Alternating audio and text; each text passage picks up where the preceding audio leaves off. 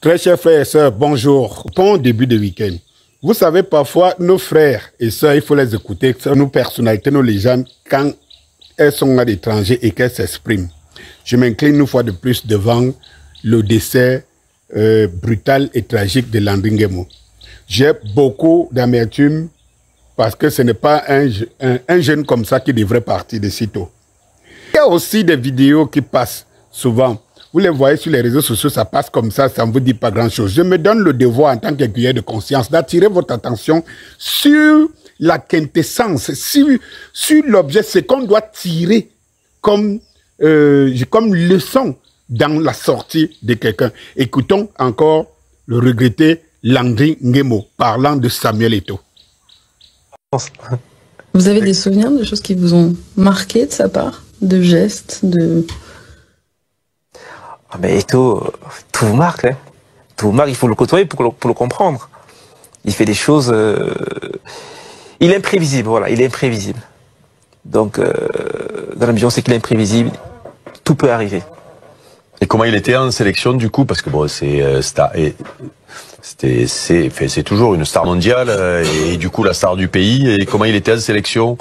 Est-ce que il avait plus la responsabilité plus que joueur? C'est-à-dire est-ce que il avait son mot à dire dans les compos? Est-ce que c'était quoi? Comment il était en sélection, Samuel? Non mais c'est quelqu'un de...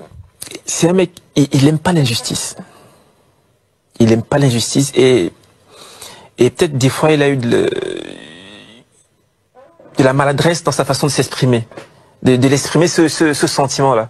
Mais toujours est-il qu'il n'aime pas l'injustice. Et il réagirait toujours s'il constate qu'il y a une injustice quelque part.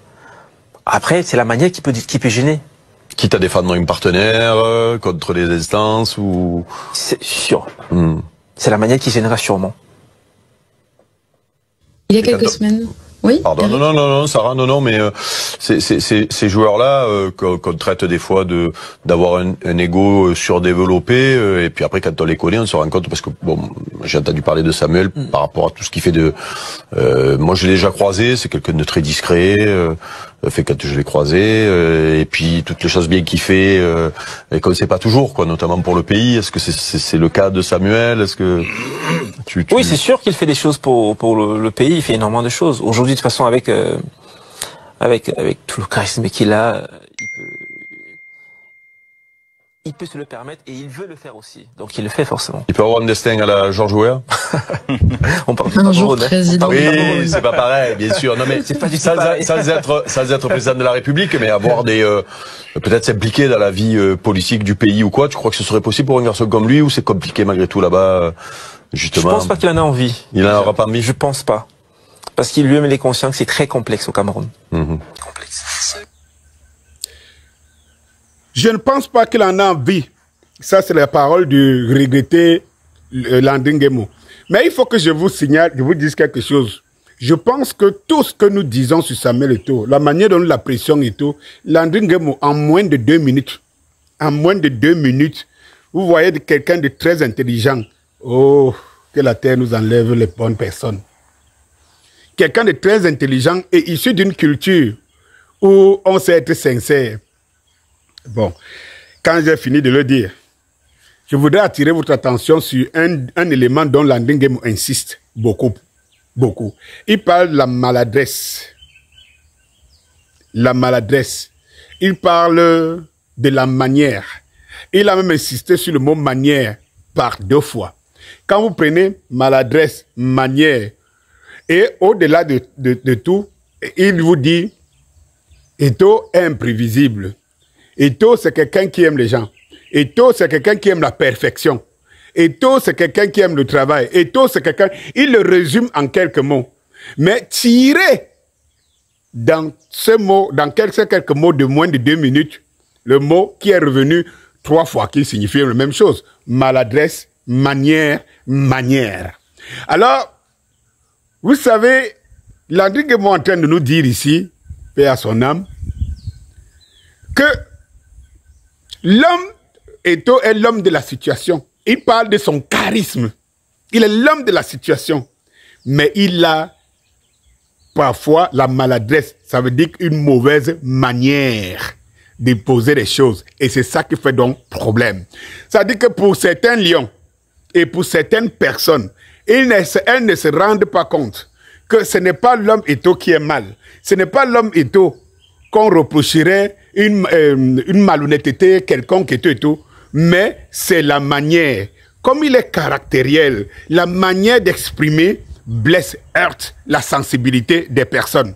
Mais je vais vous dire, je suis issu, moi, d'une école où on m'a appris, et j'espère, quand les aînés, et c'est pour ça que je me réjouis sur ma communication, parce que les gens qui m'écoutent beaucoup, ce sont les gens d'une certaine tranche d'âge. D'ailleurs, même des réseaux sociaux, YouTube, Facebook, nous envoient souvent voir un peu la classe de ceux qui nous écoutent. Naturellement.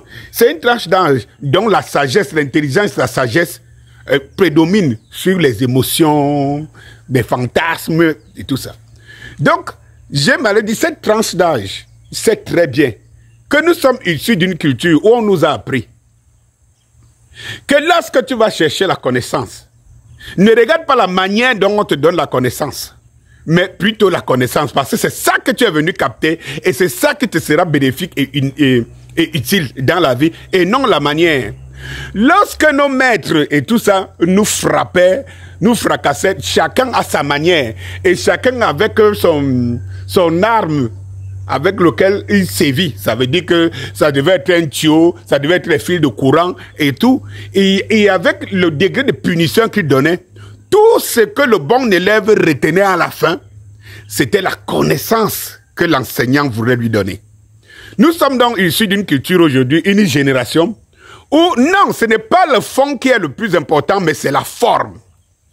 Vous voyez très bien que vous avez ces jeunes-là, qui contournent aujourd'hui autour des lions indomptables, les bébés au lait, qui ont grandi dans une culture où il n'y a pas de mesure, où il n'y a pas de discipline, où les parents les ont élevés, où ils se sont élevés eux-mêmes dans la rue, où les parents les ont élevés avec cette dimension qui veut qu'ils avaient tout ce qu'ils voulaient et faisaient tout ce qu'ils voulaient. Ils ne comprennent pas qu'un aîné peut leur parler ce qu'ils ne veulent pas entendre. Encore que leurs propres parents ne pouvaient pas leur parler parce qu'il faut qu'on leur dise ce qu'ils veulent entendre.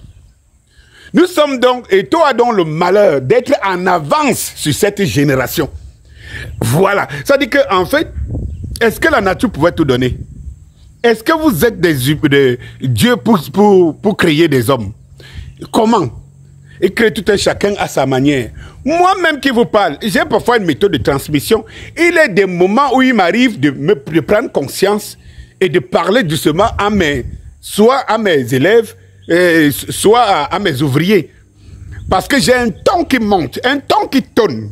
Mais si l'ouvrier, lui, retient mon ton, parce que c'est son... je ne sais pas ce qui parle en lui, il retient mon ton et ne retient pas la formation que je lui donne.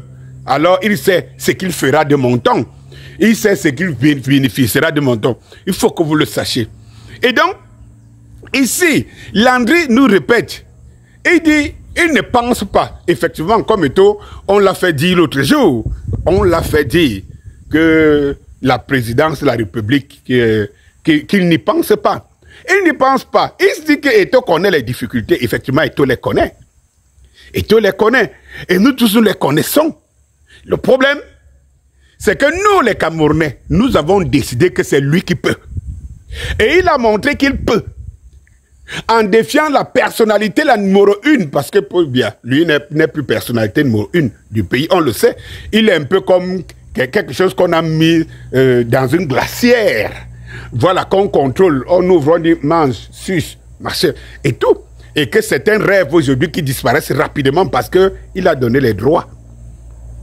Nous sommes donc dans cette situation et dans ce cas de figure.